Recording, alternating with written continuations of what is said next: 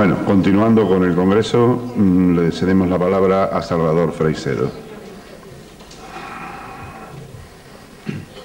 Bien, buenas tardes. A lo largo de mi vida, yo he hablado en público, yo creo, más de 3000 veces. Y creo que es la tercera vez que yo voy a leer lo que voy a decir, porque quiero ser fiel, no quiero exagerar, al pensamiento de Andreas Faber-Kaiser, escritor maldito. Para estar presente aquí como ponente en este homenaje a mi entrañable amigo Andreas, casi he tenido que colarme por la puerta falsa, pues me llegó la invitación a última hora, en el último minuto. Y creo que es que, como también me considero un escritor maldito con modestia, no tengo acceso fácil a las reuniones académicas en donde se calibran los adjetivos, se camuflan los aspectos hirientes de la realidad y se escogen los vocablos más civilizados y literarios para presentarla. Y cuando digo entrañable amigo, no lo digo por presumir. A Andreas y a mí nos unía desde hace muchos años, cuando él dirigía la revista Mundo Desconocido, una mutua y honda simpatía y una manera común de enjuiciar la vida y el gran teatro del mundo, y en concreto a los comediantes que hacen el papel de grandes estrellas. Seré breve porque no quiero robarle tiempo a la tertulia en la que estoy seguro se presentará una imagen más amplia de la personalidad de Andreas Faber-Kaiser. ¿Qué entiendo por escritor maldito? Un escritor maldito es un autor que no les interesa a los grandes editores, es decir, a los comerciantes de la letra impresa, a los que no les importa mucho el contenido del libro y sí el dinero que les pueda producir. No les interesa y además le tienen miedo. No les interesa porque no les va a dar dinero y le tienen miedo porque les puede traer problemas con las autoridades civiles, militares o eclesiásticas. Y esto podría redundar en sus finanzas, que en fin de cuentas es la parte más importante de su empresa cultural. Un escritor maldito es un autor que no escribe bobadas para el consumo del marujerio, que compra lo que anuncia la televisión. Un escritor maldito es alguien que desesperadamente y con mucha frecuencia en solitario trata de desentrañar el fantástico enigma que se llama vida. Un escritor maldito es un ser molesto para las autoridades, porque pone a la gente a pensar, y las autoridades prefieren que las gentes no piensen, porque así seguirán ciegos ante sus injusticias y mentiras y continuarán dándoles borreguilmente el voto. Un escritor maldito es alguien que no escribe novelas porque se ha dado cuenta de que la existencia de cada hombre es una pura novela y de que la vida concreta de la mayoría de los humanos supera con mucho la imaginación de los novelistas. Un escritor maldito es un filósofo que se rebela contra los grandes mitos y contra las tradicionales patrañas religiosas, sociales y pseudocientíficas, y por eso los espíritus de mente cerrada, aun con títulos universitarios, los ven como enemigos de la sociedad. Un escritor maldito es un buscador de misterios, un ser que no se contenta con las explicaciones oficiales a tantas incógnitas como nos rodean. Un escritor maldito es de ordinario un idealista y por lo tanto un mal comerciante, y a veces un pésimo comerciante, y por eso los mercachifles de la letra impresa se aprovechan de él y le roban todo lo que pueden. Indudablemente, el querido Andreas era un autor maldito, porque cumplía todas estas condiciones, algunas de una manera eminente. Era rebelde por naturaleza, era librepensador, era independiente y no quiso nunca acogerse al cobijo fácil de alguna institución que le pusiese un arnés a su pensamiento. Era un audaz buscador del misterio y por eso se metió solo en las selvas del Amazonas y por entre las perdidas islas del Pacífico. Era profundo y le inquietaba el porqué de la vida humana y hasta de un posible más allá, pero no admitía las infantiles explicaciones que a estos temas fundamentales le dan los diferentes credos religiosos. Coincidíamos ambos en considerar a la raza humana como dependiente de otros seres más inteligentes que desde las sombras y de una manera disimulada, valiéndose de testaferros humanos colocados en puestos de poder, la gobiernan y la usan para unos fines que nos son totalmente desconocidos. Y sin habernos puesto de acuerdo, coincidieron en el tiempo la salida de su libro El muñeco humano y del mío La granja humana, en las que por caminos diferentes llegamos a la misma conclusión, la conclusión de Charles Ford, de que la raza humana pertenece a alguien que no es precisamente el Dios cristiano. Ambos libros pasaron prácticamente inadvertidos. El suyo, publicado por una pequeña editorial, a pesar de ser muy superior a otros que obtienen gran publicidad, no encontró eco en los medios de comunicación, más atentos a los cambios de pareja de las vedettes y a las mentiras cotidianas de los políticos. El mío, publicado por Plaza y Janés, fue retirado rápidamente del catálogo, a pesar de haber necesitado de una rápida impresión, que por cierto fue hecha sin mi permiso e impagada por la tramposa editorial. Y aquí quiero hacer un paréntesis para los que dicen que nosotros nos enriquecemos con estas cosas. Primero, el que quiera vivir de lo que escribe, no sé, tiene que pedirle mucho a Dios, porque vivir hoy de lo que se escribe es totalmente imposible. Pero miren, yo hoy día, por ejemplo, dicen, si cobramos porque vamos a algún programa de televisión. Sí, hoy día yo ya me he cansado y estoy harto de que solo cobren los bailantes y los cantantes. Cantidades astronómicas cuando los programas culturales todos son gratis. De modo que ahora me llaman a mí de cualquier televisora, cualquier emisora. Yo hago muchas excepciones, por ejemplo, hoy estar aquí, ¿verdad? Y muchas otras. Pero me llaman de alguna televisora y digo descaradamente, ¿pagan o no pagan? No pagamos un programa cultural, pues llamen a su abuela. Ya estoy cansado de que solo los bailantes y además unas cantidades astronómicas les pagan. Y uno va a decir todo lo que le ha costado. Yo he cruzado el Atlántico, mi mujer lo sabe, creo que son 86 veces. 86 veces he cruzado el Atlántico buscando estas cosas y quieren que se las regale uno. Yo me cansé ya y por eso cobro y lo digo tranquilamente. Y además quiero rebelarme contra una frase que creo que es terrible del Evangelio, que ha hecho mucho daño, nos ha metido muchos complejos. Bienaventurados los pobres. Yo a esa frase, con mi cerebrito, digo, a quien sea, hay poco tiempo, si me aplauden, como lo van a tener que hacer muchas veces, por eso es mejor que no. Yo a esa frase me rebelo contra ella y digo, Señor, a los pobres siempre los ha partido un rayo. Por eso vamos honestamente, sin pisar a nadie, sin piratear encima de nadie, vamos a hacer dinero, porque con el dinero, señores, y el que no lo haga así es un memo, con el dinero lo que ustedes pueden hacer es comprarse la libertad, que es lo que yo trato de hacer. De modo que no me acomplejo ahora de, me llaman a un sitio, cobro. Acabado el paréntesis, continúo.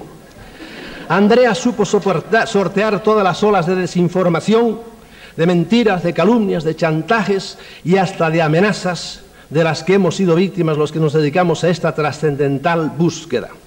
Puede ser que, como nos ha sucedido a todos, en alguna ocasión fuese víctima de algún engaño, admitiendo por válida alguna noticia perfectamente urdida para desorientar a los investigadores. Pero la proa de su nave sabía orientarse enseguida al norte y dirigirse hacia donde estaba y está la gran incógnita. Libros suyos como el citado El muñeco humano y Las nubes del engaño, otro libro de él, ahondan en el gran problema y en el gran misterio que subyace en el fenómeno ovni.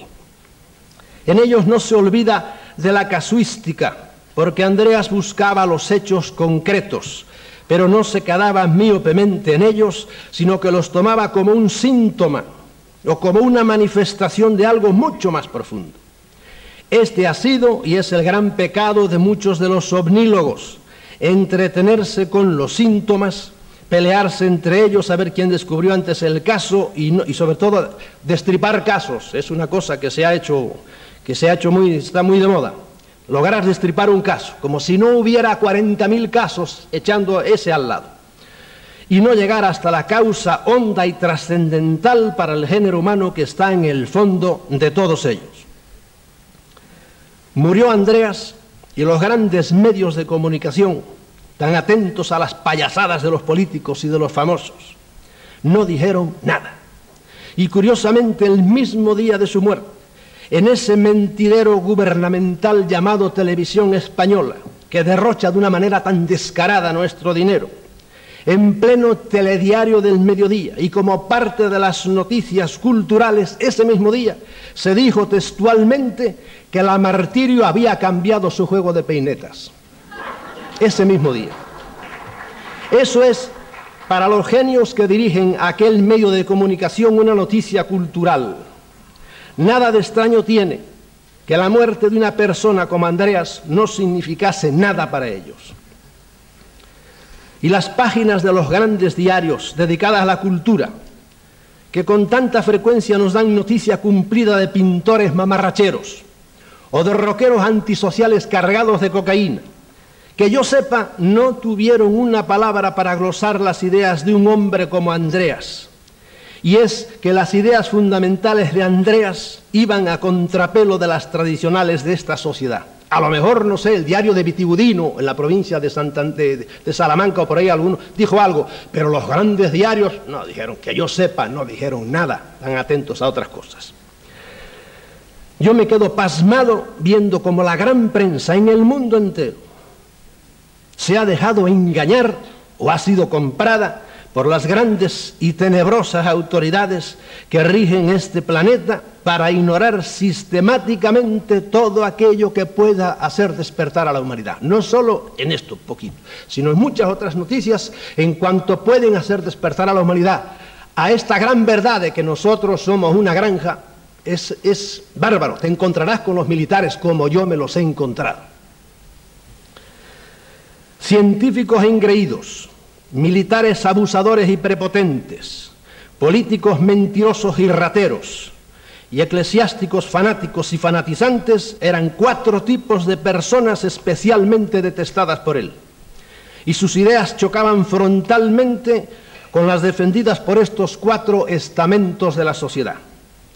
Sus ideas molestaban a los científicos porque cuestionaban algunos de sus postulados y sobre todo cuestionaban el servilismo y la gran traición que la megaciencia le ha hecho a la humanidad, al ponerse al servicio de la paranoia militar y belicista. Los grandes genios de la humanidad, inmediatamente vienen los militares o los agarran, y algunos se han retorcido. Por ejemplo, no quiero caer en ejemplos ahora. Al principio de la bomba atómica hubo científicos que dijeron no y se fueron, pero otros siguieron trabajando con ellos. La mayor parte de la humanidad no estaría tan atrasada como está si los grandes cerebros científicos hubiesen puesto tanto empeño en mejorar las condiciones de vida de los pueblos como lo pusieron en fabricar armas sofisticadísimas o bombas atómicas o secretas y terribles armas químicas y bacteriológicas.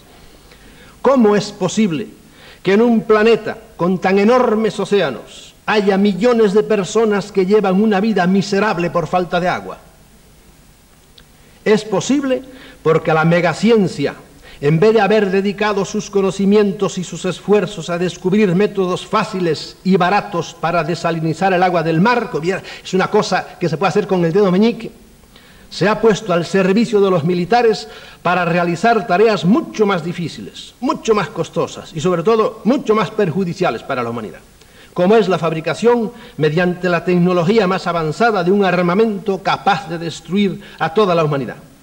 Esta es la gran traición de la megaciencia. Andreas era especialmente sensible a este tema, del que hablé con él en más de una ocasión. Su antimilitarismo era radical. El abuso de los grandes y de los prepotentes, de los que no dejan crecer, ni opinar, ni siquiera defenderse a los demás.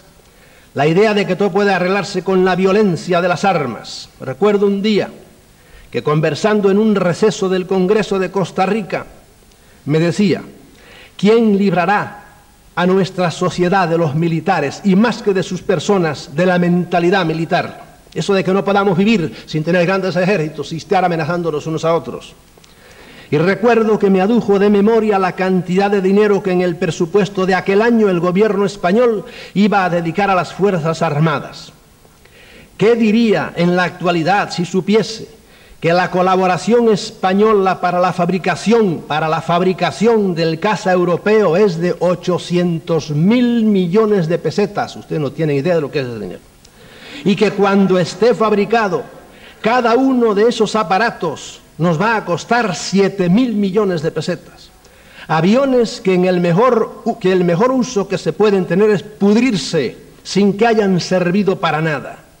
¿Por qué en vez de comprar hace unos años 70 aparatos, no sé si F-14 o F-16, con un precio que sobrepasó los 500.000 millones de pesetas, no se compraron solo 50 en vez de 70 y hubiese sido más que suficientes?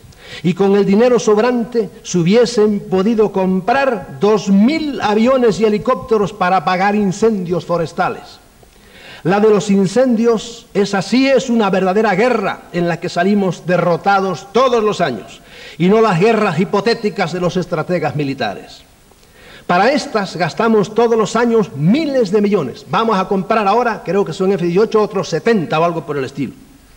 Y en cambio, para aquellas que sí son reales, los incendios forestales, por ejemplo, hay solamente unos cuantos aviones viejos.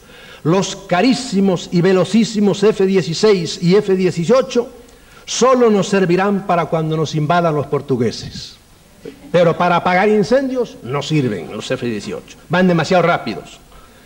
Hoy, en nombre de Andreas, repito, aunque mi voz resuene en el desierto, ¿quién nos librará de la mentalidad militar? A la humanidad, no solo a nosotros. ¿Quién logrará que todo el dinero que en el presupuesto se dedica cada año a inútiles ejércitos se dedique a algo que sea realmente útil a la sociedad? Y decir que en el mundo entero, naciones que tienen un presupuesto misérrimo, la mitad del presupuesto es para lo militar. Andreas pensaba así, y lo decía, y lo escribía. Y por eso era un escritor maldito. En cuanto a las creencias religiosas, Andreas era también radical. Creo que nuestra amistad se originó con nuestra coincidencia en esto. Para él, respetando la libertad de cada persona a creer en lo que quisiera, la mayoría de las creencias religiosas eran un arnés para la inteligencia y sobre todo aquellas que se refieren al más allá. Conociendo mi pasado jesuítico y mi manera de pensar actual, cuando aún no nos conocíamos, me invitó a escribir una serie de artículos en su revista Mundo Desconocido, titulada aquella serie Uso mi propio cerebro, en la que yo describía cómo había sido la metamorfosis de mis ideas religiosas. Y fue entonces cuando me sugirió que escribiese un libro titulado De jesuita a hereje. El libro está escrito hace tiempo ya, pero mi exceso de movilidad no me ha permitido sentarme a retocarlo. A Andreas, distando mucho de ser un creyente, le intrigaba mucho la figura de Jesús de Nazaret, al ver su enorme influjo en la historia de los 2 últimos milenios, y fruto de esta curiosidad fue su libro Jesús vivió y murió en Cachemira, por el que, como era de esperar, sufrió acerbas críticas de los creyentes. Indudablemente hace falta mucha valentía y mucha audacia para atreverse a enjuiciar de una manera tan diferente a un personaje tan respetado, por el que muchos están dispuestos a dar la vida o a quitársela a otros. Pero ya es hora de que nos atrevamos a enjuiciar libremente y sin miedos a un personaje que, si bien ha tenido en la historia de la humanidad una enorme influencia, esta dista mucho de ser todo lo positiva que los historiadores creyentes nos han hecho creer. Muy al contrario de lo que estos hacen, que creen a ciegas porque la propia fe no les permite dudar, Andreas, como era en él costumbre, se documentó a fondo y viajó a la India para conocer directamente los hechos sobre los que iba a escribir. En cuanto al fenómeno ovni, Faber-Kaiser no se quedaba en las ramas porque no tenía el prurito del cientifismo que aqueja a tantos de los llamados ufólogos. ni temía relacionar sus modernas manifestaciones con las innumerables que ha habido a lo largo de la historia humana. Y no solo las relaciones, sino que las relacionaba, sino que las identificaba, incluyendo entre ellas muchas de las visiones y apariciones a las que erróneamente la humanidad les ha dado una connotación de sobrenatural o divino. Cito sus palabras: la lista de tales avistamientos en todo el mundo y en todas las épocas prueba que la actuación y la intervención de una o varias inteligencias, fíjense bien que él hacía una cosa que no hacen la mayoría de la gente que habla de los ovnis, los extraterrestres. ¿Cuáles de ellos? ¿Por qué? Porque hay una enorme cantidad de extraterrestres, o llame, vengan de donde vengan, no me interesa eso ya. Y por eso hay que saber distinguir, y por eso hay que caer en la cuenta de su enorme disparidad en la manera de actuar, de modo que intervención de una o de varias inteligencias distintas a la nuestra forman parte integrante y continuada de la historia de la humanidad. Siempre han estado ahí.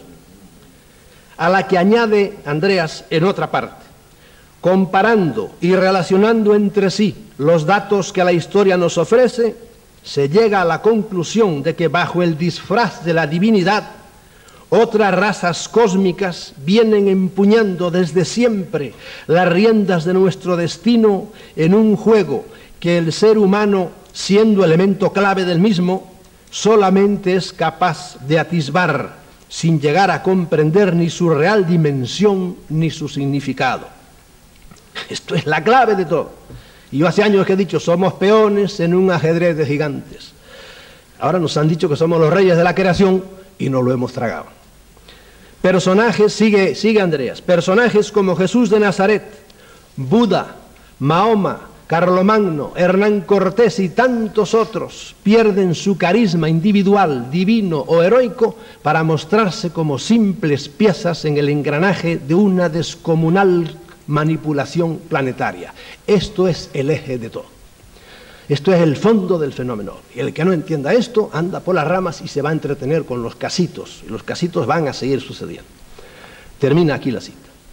Admitir esto es ir directamente a la médula de todo el fenómeno ovni y a su explicación radical. Y mientras la ovnilogía y las grandes autoridades del planeta y la masa de los seres humanos no lo admitan, y mientras la humanidad entera no se rebele contra esta situación, seguiremos siendo un triste rebaño de borregos semirracionales, inconscientemente dirigidos por unos seres suprahumanos que nos tienen distraídos con creencias religiosas diversas y enzarzados en continuas peleas entre nosotros, y que no nos dejan evolucionar para así tenernos permanentemente a su servicio. Admito que los hay positivos, sí, pero de los gente buena yo nunca me he defendido, yo me defiendo de los que me quieren fastidiar. Naturalmente, las grandes autoridades del planeta, que sin darse cuenta son los testaferros de estas inteligencias suprahumanas y los cumplidores inconscientes de sus estrategias, están interesadas en que las cosas sigan igual y en que la humanidad no se entere de la gran verdad, porque ello supondría el fin de sus posiciones de privilegio. En mi libro La Granja Humana yo pongo un ejemplo que no lo pone aquí Andreas. Hitler. Estudia en la vida de Hitler y era un títere, era un gran contactado de lo que le decían los de arriba. Y así hizo lo que hizo, engañado.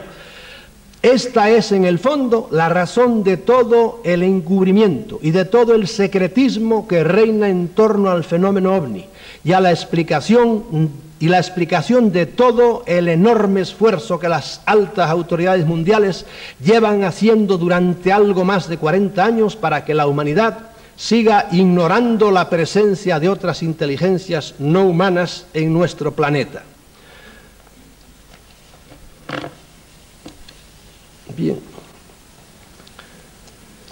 Bien, si acaso tenemos después ocasión de hablar de esto, hablamos un poco.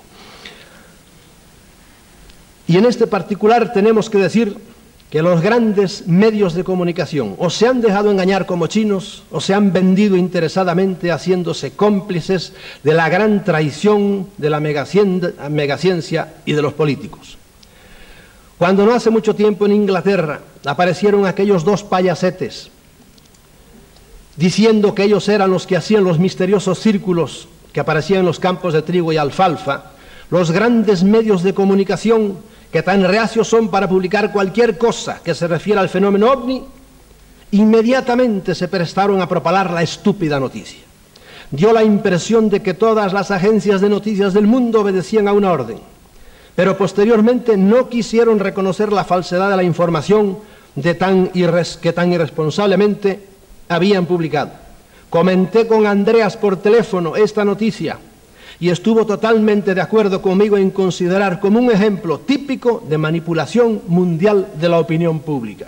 Recuerdo aquí, no sé quién era, en la televisión española, por supuesto, con qué sonrisa lo decía, se había descubierto ya el secreto de aquellas cosas, cuando nada más oírlo yo dije, pero qué cretinada más grande, no tenían idea de lo que decía, círculos que aparecían a 100 kilómetros de distancia en la misma noche, etcétera, etcétera, etcétera. Bien, en cuanto a la posición de Andreas ante la ciencia engreída y despreciadora, tengo que decir que compartíamos un punto de vista totalmente coincidente.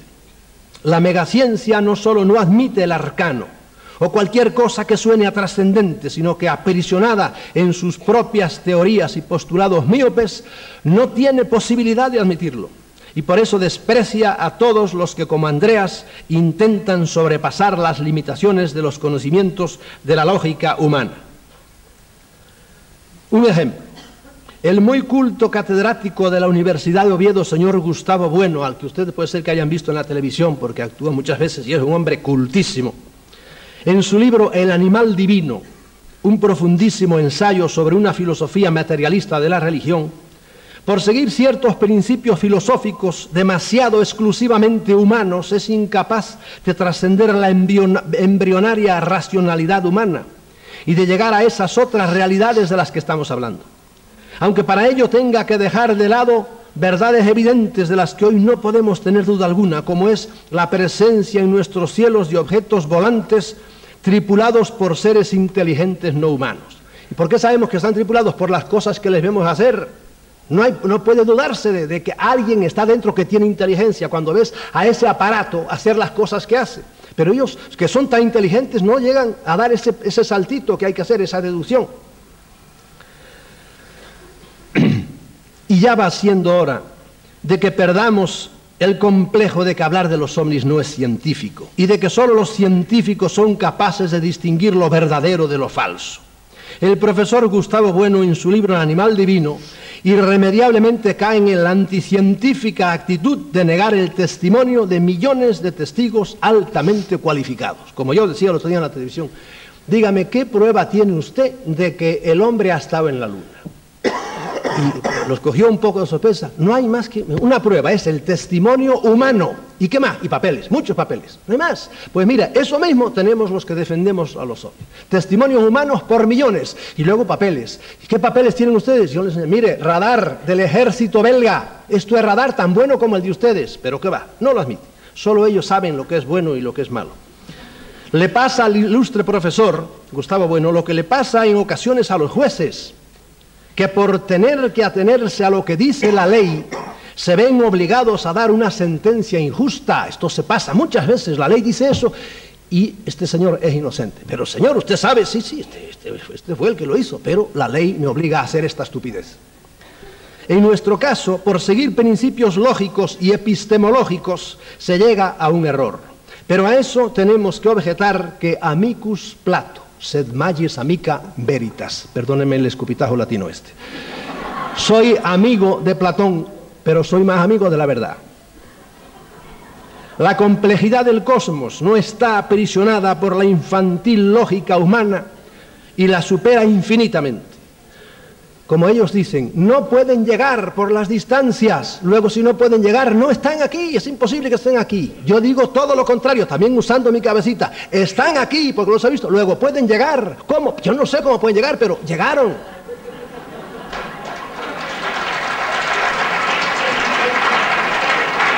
Por eso, los libros de Faber-Kaiser, Las nubes del engaño o El muñeco humano, siendo acientíficos, no anticientíficos, sino acientíficos, usan su cabeza al margen un poco de la metodología científica, van mucho más lejos y están más cerca de la verdad que los libros que algunos escriben para negar la existencia de los ovnis, o los escritos de algunos ufólogos científicos que no se sabe si van o vienen y que no tienen ni idea de dónde está hoy la esencia de la investigación del fenómeno ovni. Mire, hoy el fenómeno ovni ya no es, a mí ya no me interesan, por supuesto, ni los avistamientos, ni los aterrizajes, ni siquiera si hay hombrecitos guardados, que hay cientos de ellos, ¿verdad?, guardados en frío, en esta base, en la otra, eso ya no me interesa. Mire, hoy el fenómeno ovni es un fenómeno primeramente de política, es de alta política.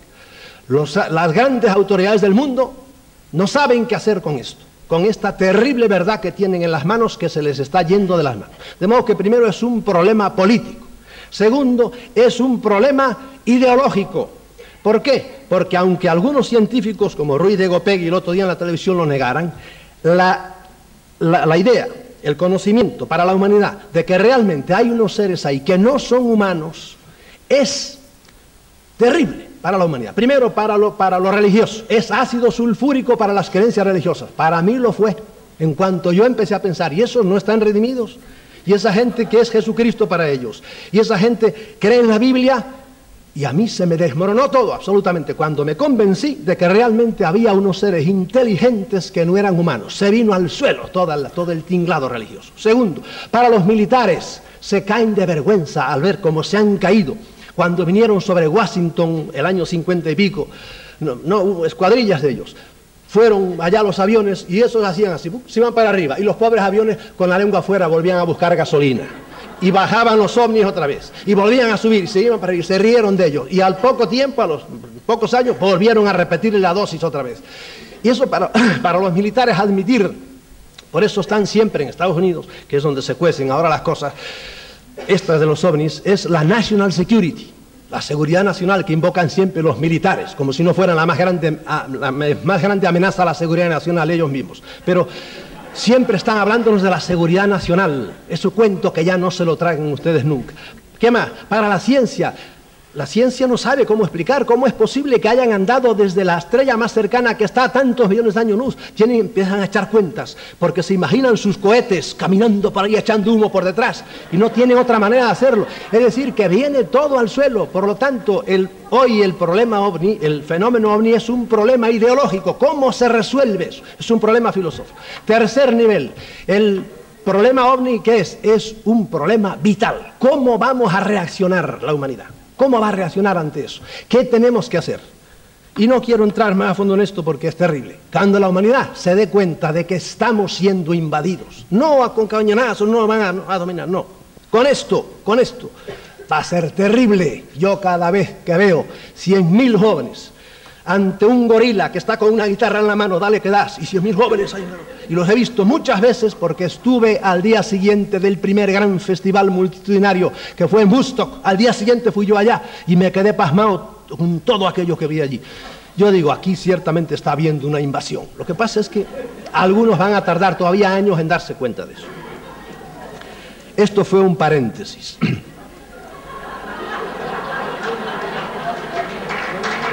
Y como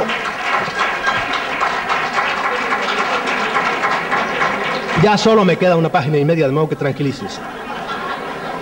Esto era solo a modo de paréntesis y como una muestra de lo lejos que Andreas había llegado en su estudio del fenómeno ovni, aunque al hacerlo así cayese, según el parecer de algunos cientifistas, en el grupo de los conspiranoicos, al cual también tengo el honor de pertenecer. Y no puedo pasar sin decir algo sobre una obra de Andreas que le da todo el derecho a ser un distinguido miembro del Club de los Escritores Malditos. Me refiero a su libro El Pacto de Silencio, o Pacto de Silencio. He aquí un ejemplo palmario de cómo se portan los poderes constituidos y aun la propia sociedad ante la obra de un escritor maldito. Cuando hace 10 años el famoso síndrome tóxico enlutaba a cientos de familias españolas, y los hospitales no daban abasto para atender a tantos aquejados de aquel misterioso mal, los medios de comunicación se limitaban a repetir los comunicados oficiales. Una vez más bajaban la cabeza. Y mientras los columnistas chismorreaban sobre la última mentira de algún político, y los novelistas inventaban novelas, y las revistas nos escribían la cornamenta de alguna estrella de cine. Andreas, como un auténtico autor maldito, sospechaba, como hay que sospechar siempre, de las afirmaciones de las autoridades y se dedicaba a recorrer la geografía española investigando a ver qué había detrás de todo aquel hecho preocupante. Cuando ya los muertos pasaban de 200 y los afectados eran varios miles, las autoridades aseguraban que por fin habían encontrado al culpable. Ya no era el bichito del que había hablado el ilustre ministro, sino el aceite de colza desnaturalizado. Y la gran prensa no se tomó el trabajo de buscar la verdad y una vez más se tragó la mentira oficial, haciéndose así cómplice del engaño al pueblo. Y aquí tanto el País como todos los grandes periódicos se callan la boca por esto nada más. Un engaño con el que colaboraron los tribunales políticos de justicia. Un engaño que dura hasta hoy en la mente del pueblo. Y como siempre, la santa justicia todavía no les ha pagado a los pobres, ¿verdad?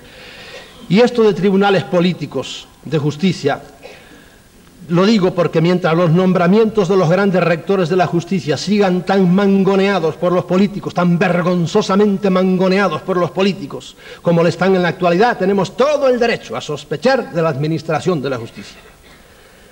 En su libro, Andreas describe con pelos y señales cómo fueron todas las manipulaciones del gobierno para que la gente no llegase a enterarse de la tenebrosa verdad que había detrás de todos aquellos muertos e inválidos.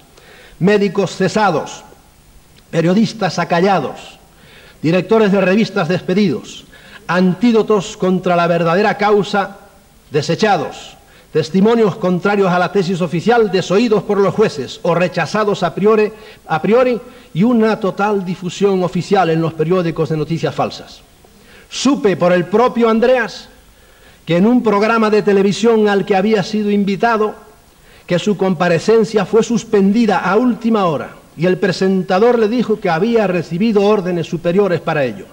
Y curiosamente la locutora de un conocido programa de radio que lo invitó a hablar del tema dejó inesperadamente su trabajo a los pocos días, a pesar de llevar años con el programa y tener muchos oyentes. Como dijimos al principio, los autores malditos escriben de lo que otros no se atreven, ponen el dedo en la llaga y van a la raíz de los problemas y a los problemas radicales, y por eso son molestos para las autoridades. Estas odian los problemas porque pueden sacar a la luz secretas verdades que tienen el poder de alborotar al pueblo y poner en peligro sus puestos de privilegio. Y yo tengo que decirles honradamente que yo ya no creo en las autoridades. No creo, no en las pequeñas pueden ser honestísimas, pero las grandes autoridades, cuanto más arriba, menos creo en ellas. Y en las altísimas, de ninguna manera. Ni las militares, ni las civiles, ni las judiciales, ni en ninguna. ¿Por qué?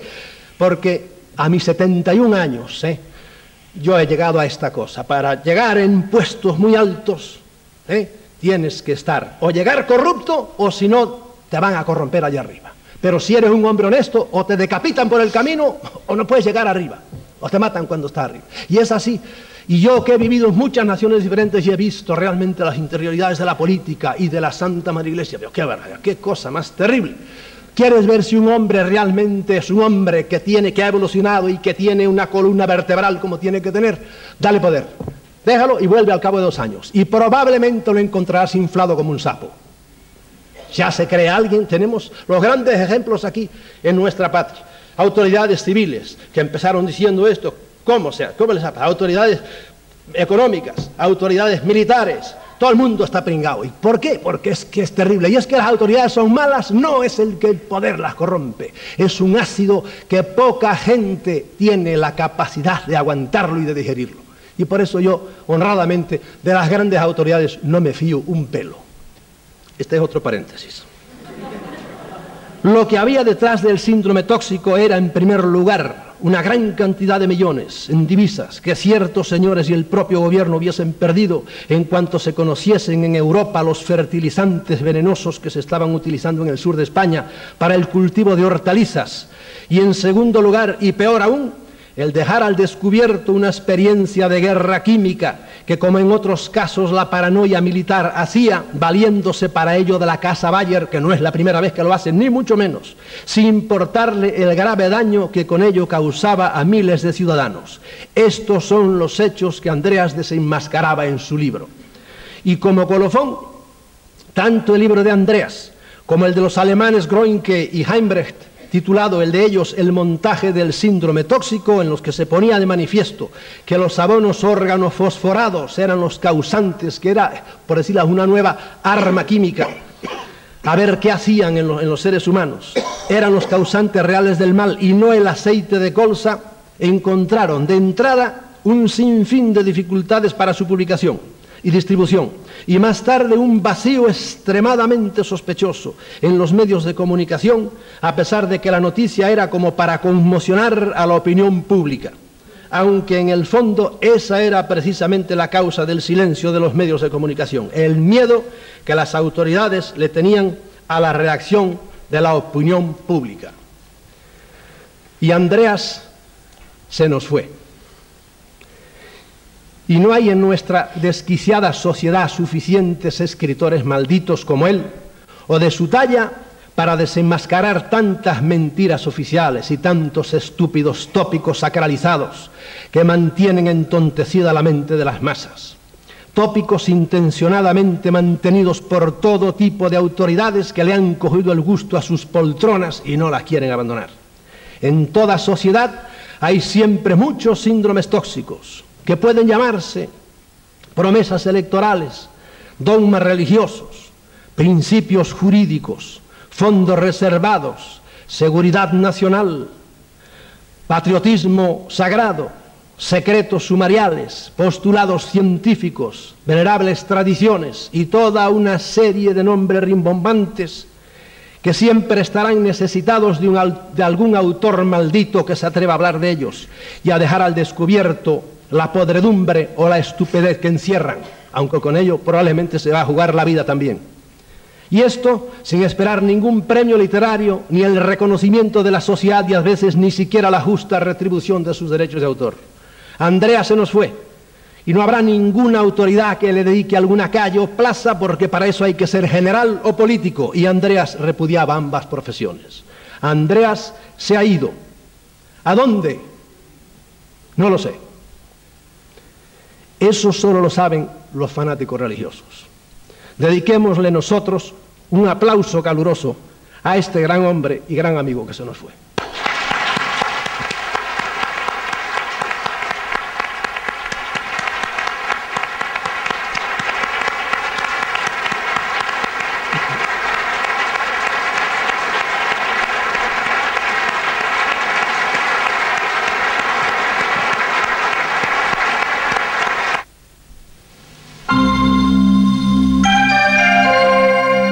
Sapigueu que en aquest mateix moment estic amb vosaltres, relaxeu la vostra ment i visualitzeu mentalment la persona, l'objecte, el fet o l'acció que voleu potenciar. Penseu, visualitzeu i demaneu.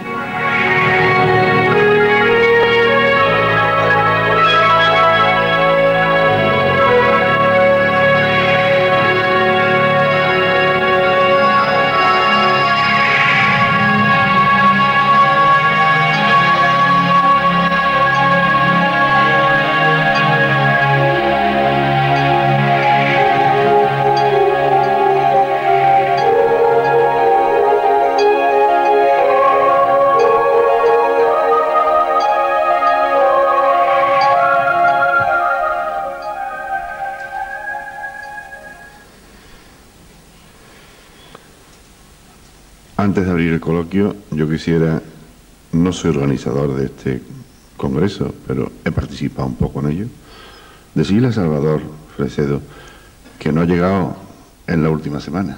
El 28 de marzo, en mi casa, en Sevilla, donde se estaba gestando este congreso, el fax que salió ya iba el nombre de Salvador Freixedo.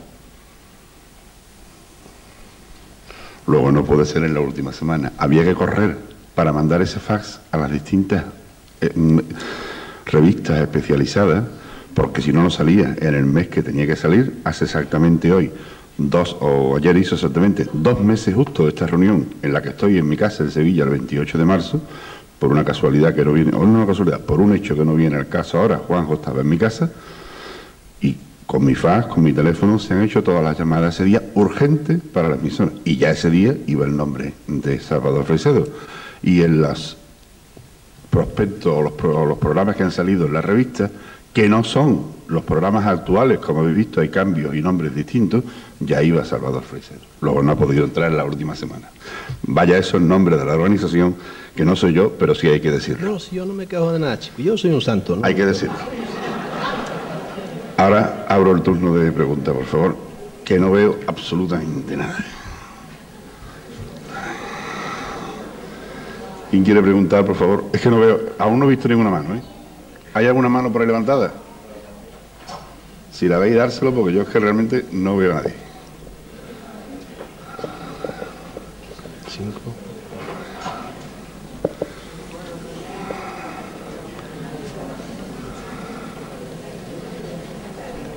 ¿Hay alguien, por favor, que quiera hacer una pregunta? Sí. Vale. Ya está, ya te he visto. Segundo, yo te veo, ya te veo. Habla cuando quiera, por favor. Sí. Yo, en primer lugar, es agradecer a todos los amigos que aquí han venido para recordar un poco a Andreas, y quizá el aplauso final para mí ha sido el premio a un montón de años que este hombre, sin pretender prácticamente cobrar casi nada, hizo que durante 6 o 7 años hubiera cada semana una serie de seguidores, entre los cuales me encontraba yo, y que dejó un ramo de flores el último día como ofrenda a la muerte de una persona y también a la muerte de un programa, porque tengo entendido que Cataluña Radio no he hallado ningún representante ni ha dado ninguna nota oficial referente a este evento que estaba dedicado a uno de sus máximos colaboradores. Nada más. Perdón. ¿Me vas a permitir que, Salvador, sí, que intervenga un segundo nada más? Porque esto no es cierto, no es así. Cataluña Radio ha dedicado precisamente la mañana del viernes buena parte de su espacio, en el espacio del señor Cunit, precisamente a este evento y a recordar la memoria de Andreas Faber-Kaiser. Quizá con 2 semanas o 2 meses de retraso, porque pienso tal vez que este señor merecía un entierro vikingo, ya que hubo otra radio que le dedicó 2 horas y media de su programación y ellos hicieron una retransmisión en diferido de algo que realmente no sucedía, porque en aquella emisora no había nadie y se puso una cinta que duró media hora cuando realmente había una persona que estaba fumando tranquilamente. No nos olvidemos que Faber-Kaiser era fundamentalmente generoso. Exacto, bueno, murió como JFK, AFK. Perdón.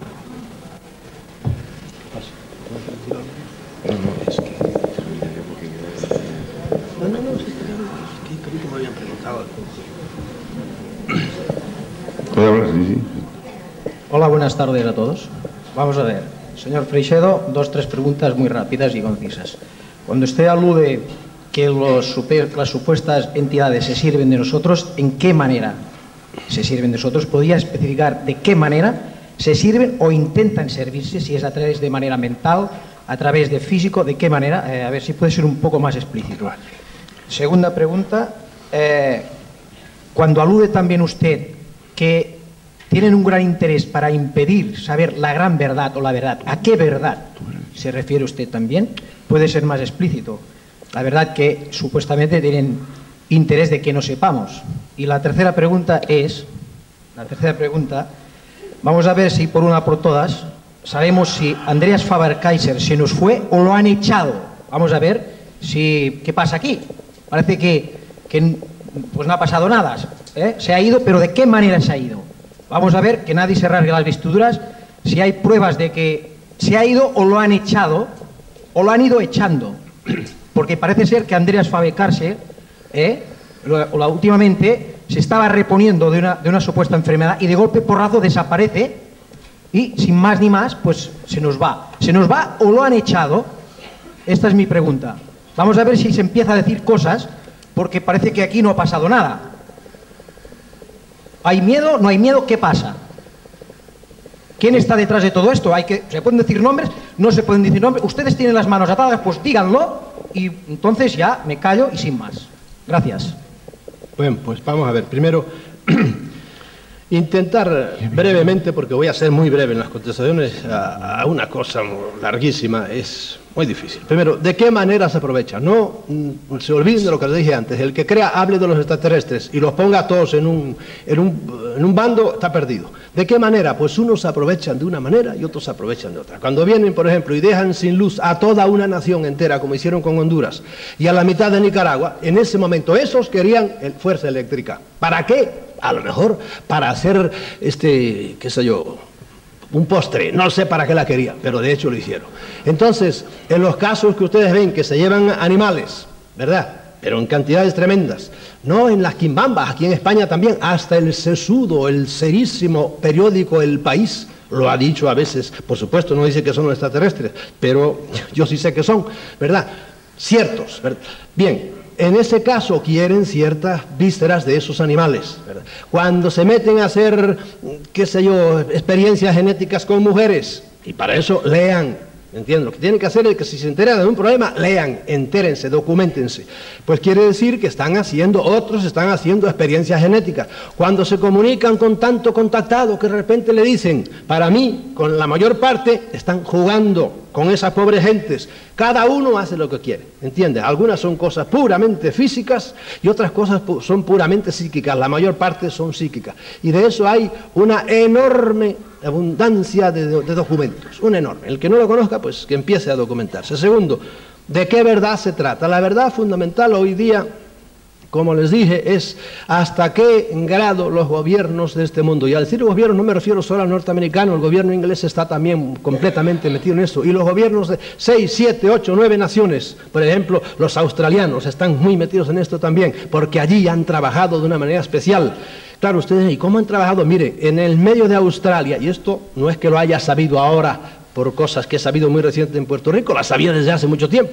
En Australia, en el medio de Australia, hay unas cavernas hechas probablemente eran inicialmente naturales, pero luego hay kilómetros de cavernas hechas por la Rand Corporation, etcétera, en el centro de Australia, en un sitio que se llama Pine Gap, y ahí se hace de todo. Y ahí probabilísimamente también es otra área 51 de las muchas que hay en el planeta.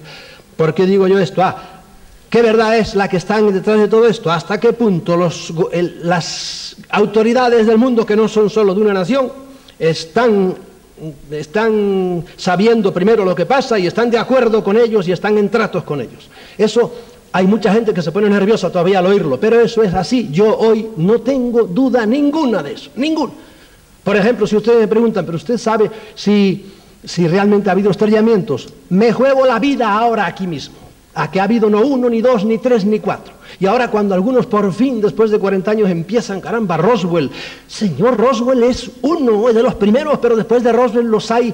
De Roswell, por ejemplo, de los hombrecitos que cayeron, no queda nada porque se estrelló el aparato y se disolvió y además lo encontraron mucho más tarde. Pero de otros, como el de Spitsbergen, hoy tenemos lo que dijeron los doctores, te dicen la altura que tenían, cómo era la dentadura, etcétera, etcétera, totalmente diferentes a los de Roswell.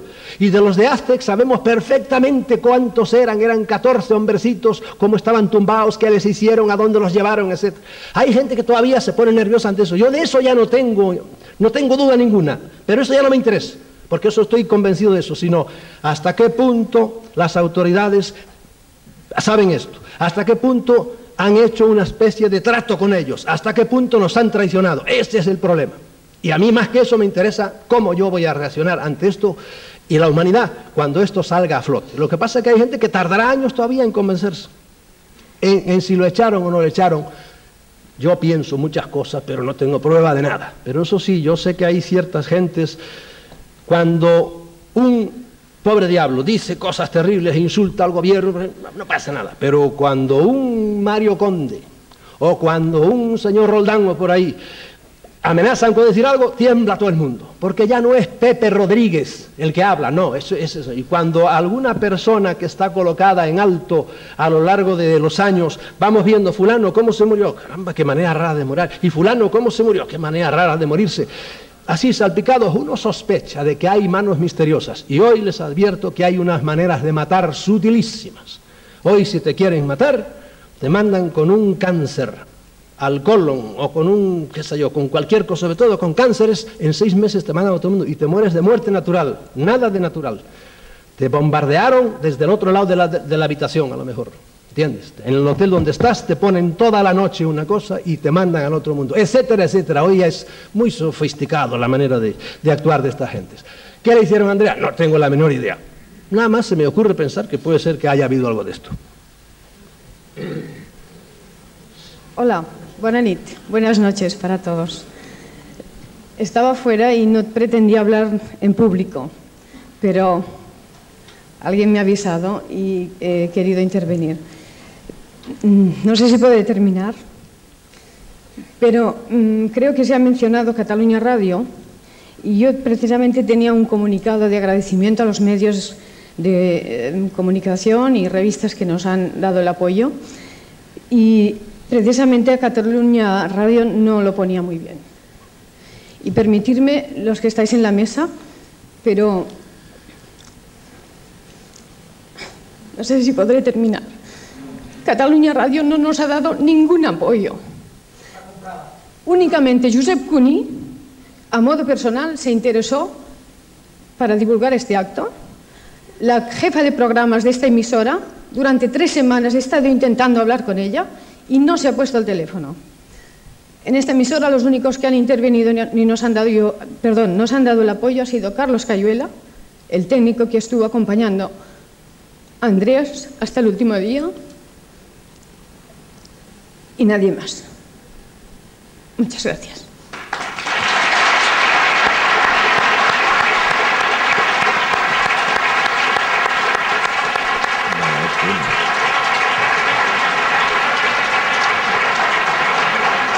Todo lo que quieras, ¿eh? Y tienes que intervenir en cosas de estas. Una señora por ahí, aquella señora allí, más atrás. ¿Por dónde tenemos? ¿Aquí? Hola, buenas tardes. La tienen allí, seguro. Quería preguntarles si se van a reeditar las obras de Andrea.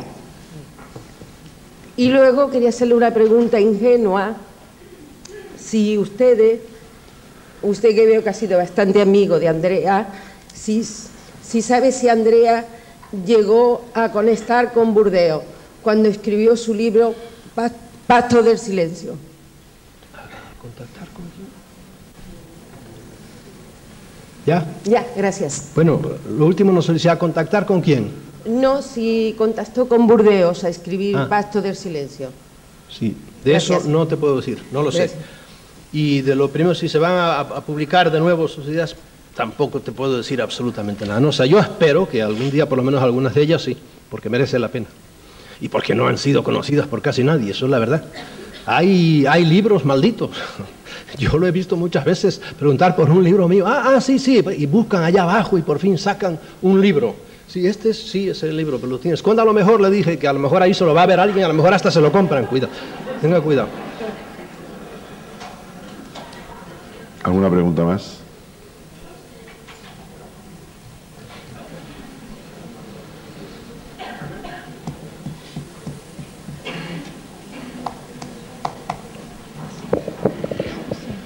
A ver, hace 2 sesiones Juan José Benítez hablaba de la confidencialidad de los documentos militares. La justicia está mal. Como no acerques más el micrófono, Bien, la mía. La justicia funciona mal. El poder político funciona mal. Pero, si no recuerdo mal, en la Constitución dice que con 500.000 firmas se puede conseguir proyectos, presentarlos a las Cortes. Yo no sé si somos 500.000, aquí evidentemente no, pero en toda España quizás sí que haya gente. Y sí que se pueden recoger firmas con paciencia, 1 año, 2 años, me da igual. Pero la memoria de Andreas me figuro que ha de servir para que los que estábamos oyendo Sintonía Alfa por las noches, hemos venido aquí unos cuantos, otros estamos grabando y lo van a escuchar. Es como una especie de clic del encendedor. Quizá ha muerto, sí, pero quizá no está tan lejos. Y quizá otra gente joven que estamos por aquí pues podamos seguir con... Así ha sido en la Edad Media, se quemaba la gente, pero luego había otros cátaros, otros templarios, luego se fueron al Císter, etcétera, etcétera, etcétera. No es nuevo esto en el planeta Tierra. Podemos seguir los demás. Bueno, bien, no he captado bien todo lo que quiero decir, pero sí, en ustedes está el mantener viva la memoria de un hombre así, ¿entiendes? En ustedes está lo que decía ahora, hace poco, esta otra que se levantó a hablar de que lograr que se publiquen y se conozcan las obras de él. En ustedes está, pues ya que son jóvenes, pues júntense entre unos cuantos y empiecen a mover un poco. Yo en eso no le puedo decir más. Si la memoria de Andrea se muere, pues le pasará lo que ha pasado a tantos grandes hombres que pasaron en la historia, los borraron, los aplastaron y no se supo más de ellos. ¿Alguna pregunta más? Pasa el micrófono, señor.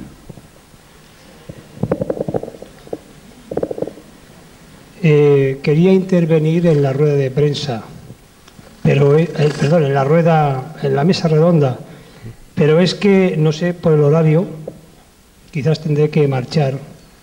Y yo tuve la suerte de conocer al Andreas personalmente, hablé alguna vez, él me conocía.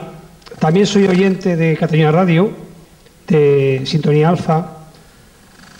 Él me dijo que era debido a que he tenido un avistamiento ovni muy importante y me decía que era testigo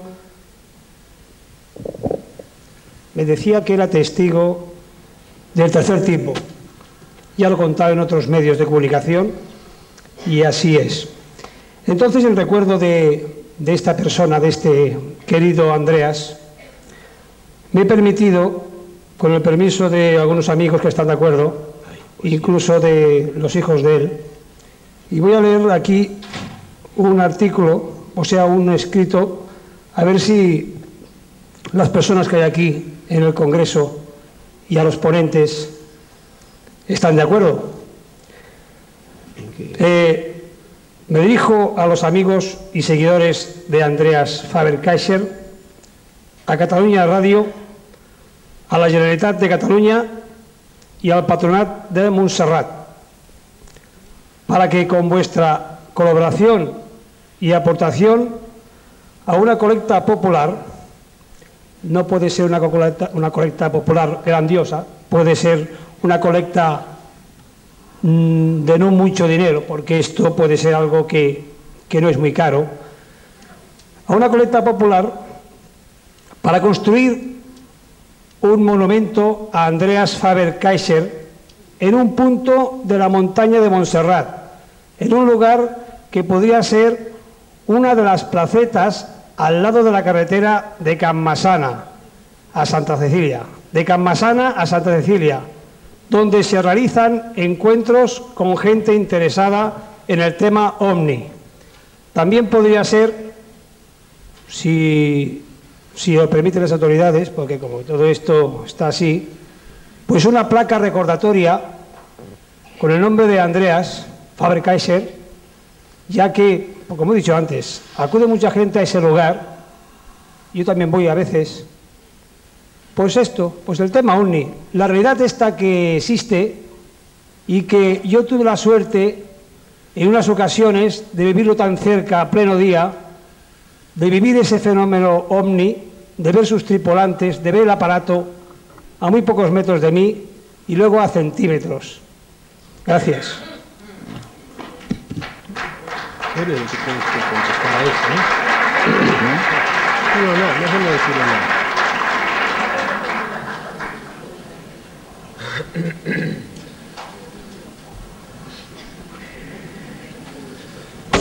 A las 24 horas de la exhumación del amigo Andreas Faber-Kaiser, estuve en Catalunya Radio para proponer un programa, el último, lo que podría ser el último programa Alfa. Me atendió con mucho interés Susana Bonany y dijo que ellos también estaban pensando lo mismo. Al referirme a ellos, me refiero a Cayuela y a la gente que organizaban el programa Alfa, pero que desconocían las direcciones y nombres de los que íbamos como invitados al programa Alfa. yo me ofrecí a contactar con una serie de estas personas y para hacer el último programa Alfa. Lógicamente, un programa abierto para toda la familia del programa Alfa, que éramos realmente la familia de Andreas. Pero aquí interviene una mala bestia. 666. Roser Castellví, jefa de programas de Cataluña Radio. Y dicen que me llamará, que me dirá algo. Vuelvo a insistir a las 24 horas, oiga, yo no soy un profesional, lo mío es vender ferretería, pero voy a intentar conectar con estas personas. No me llame usted el último día porque no tendré tiempo de hacer estas conexiones. No, mire, mi Didieri, estoy intentando contactar con la Roser Castellví, pero me ha prometido que le dirá algo. Hasta hoy no me ha dicho nada. El programa de Endeas fue una desfachatez total. Un hombre que había dado 600 horas de radio se despidió Cataluña Radio con media hora de un programa enlatado. Una auténtica desfachatez.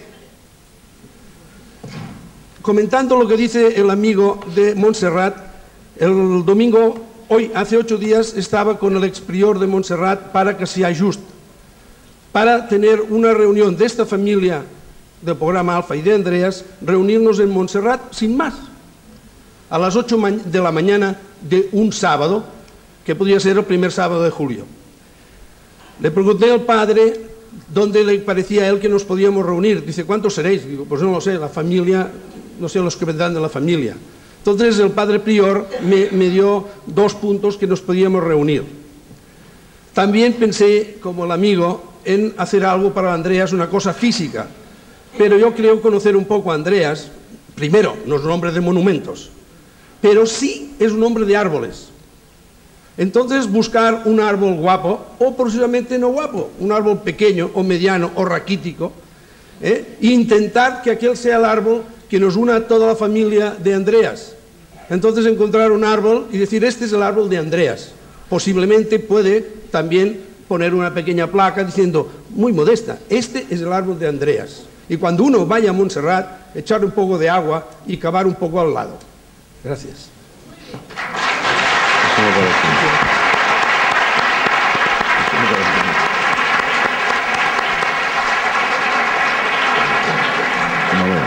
Donde sea, no lo veo, dáselo. No veo a la persona dar el micrófono. Después, ya van a darlo allí. Vamos a ver. Iban a darlo allí, perdone, después. Buenas tardes, o sea, creo que el señor Mediterráneo se ha confundido al hablar de Roser Castellví, que no tiene nada que ver con el programa Cataluña Radio, ni es jefe de ningún departamento de Cataluña Radio. Es una persona que ya la han complicado en bastantes asuntos. Soy amigo personal de ella y discrepo totalmente y pido una aclaración a este señor. Yo también, un momento, perdón. Ahora yo sé que pediría una cosa. Lo que pediría a partir de este momento es que si una persona no está aquí, no se le ofenda, porque no puede defenderse. Entonces, bien, pero no, lo demás no lo sabemos o no lo sabemos. Entonces yo pediría eso, que creo que es la mínima educación, es permitir que no ofender a nadie que no se encuentre aquí y no se pueda defender. Exacto, es que hemos soportado bastante a este señor, me parece. Bien, pues ya está. Solucionado. Perdón, hay muchas Rosers Castellví, no es monopolio de la amiga de Vilafranca. Sea la que sea, no está aquí, no se puede defender, lo mínimo es no nombrarlo. Esta señora, por favor. Vamos a ver, un comentario a lo que ha hecho antes Salvador Freixedo y a la pregunta que han hecho por ahí. El libro Pacto de Silencio yo por lo menos lo he conseguido a través de la revista Karma 7, que me consta que lo tiene. Y curiosamente a mí el libro me llegó el mismo día de la muerte de Andreas. O sea, lo pueden solicitar si lo quieren a través de la revista Karma 7. ¿Ya no? Pues allí lo solicité yo y a mí me lo mandaron. O sea, no sé si ahora lo seguirán teniendo o no lo seguirán teniendo, pero en principio allí lo tenían. Solamente eso, gracias. Pasa, Enrique. Sí, si me permiten únicamente aclarar respecto del libro Pacto de Silencio, que la asociación Cobra, de la cual también es fundador Andreas Faber-Kaiser, se preocupó de recoger la mayor cantidad posible, de comprar, la mayor cantidad posible de este libro, que parece que había un empeño especial en que no se divulgase. Yo he llegado a ver, por ejemplo, si ustedes no lo creen, si ustedes me quieren creer, quiero decir, en Zaragoza, en una librería, el libro metido debajo de un estante, por extrañísima razón, cuando casi acababa de salir. No es normal que un libro que acabe de salir no esté en la estantería a la venta, sino en una caja debajo de... Quiero decir de todos modos que la asociación Cobra, creo que me parece que hay unos 80 o entre 80 y 90 libros recogidos de Pacto de Silencio de este título, que naturalmente con muchísimo gusto les van a proporcionar contra, bueno, lo que les haya costado. En todo caso, después, si ustedes quieren, daré el teléfono a la asociación. Mire, Galileo 333, punto, y busquen el teléfono y ya, eso es otro. ¿Alguna pregunta más?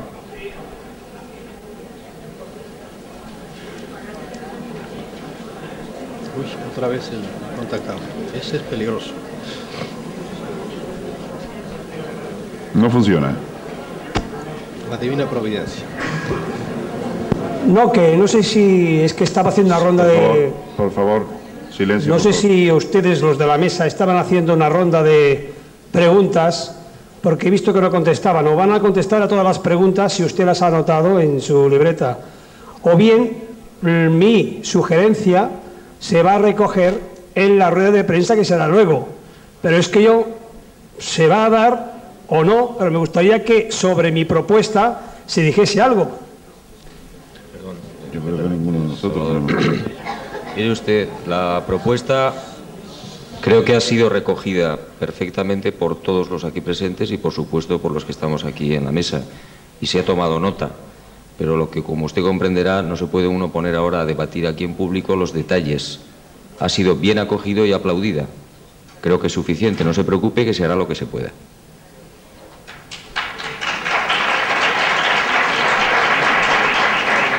Pues si no hay más preguntas, Salvador, tú terminas. Si no hay más preguntas, tú terminas cuando quieras. Sí, bueno, ¿no? Ok, pues agradecerle a todos. Si alguien se ha sentido ofendido por lo que yo he dicho, no, yo tengo de ustedes que están aquí un concepto muy elevado, ¿verdad? ¿Por qué? Porque el hecho de estar aquí ya hoy domingo oyendo estas cosas tan raras, otros están aplaudiendo a ver si el Barça o sube o baja o cosas de esas, que están muy bien, el deporte tiene su lugar también en la vida, pero el hecho de estar a ustedes aquí los felicito, porque realmente tienen ustedes como el radar puesto a otras dimensiones, a otros conocimientos, a otras, qué sé yo, y no se dejan intoxicar, porque hoy día somos el manipuleo tan bárbaro que padecemos por los medios de comunicación, es intoxicante. Y el hecho de estar ustedes aquí ya es una prueba de que ustedes están despiertos, por lo menos. De modo que los felicito y les agradezco la atención.